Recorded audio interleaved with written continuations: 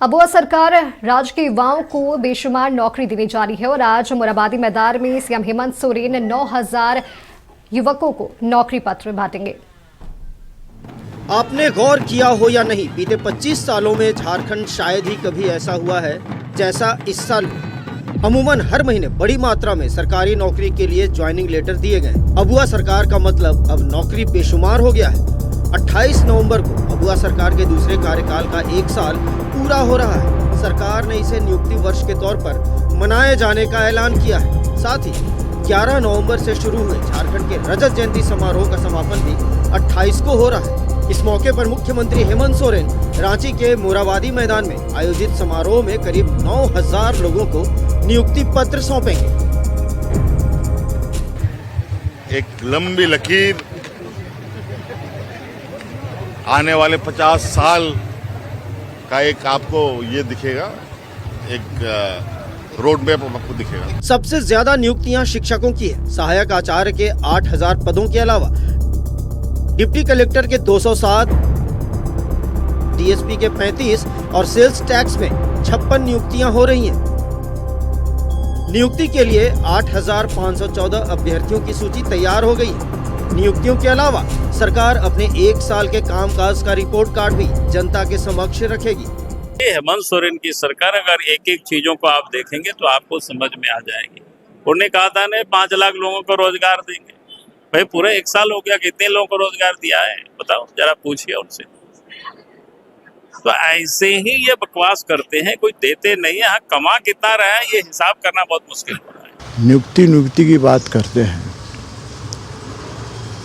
अच्छी बात है।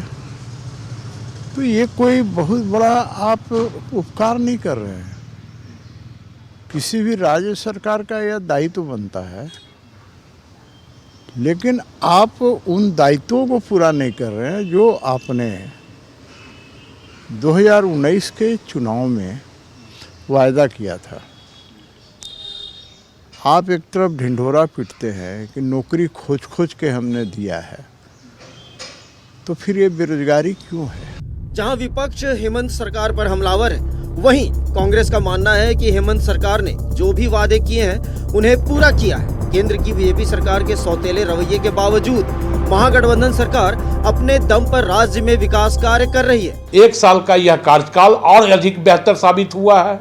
इन 1 सालों में हमने कई ऐसे काम किए हैं जो राज्य को एक विकास के नया आयाम देने के लिए काफी लाभप्रद सिद्ध होने जा रहा है।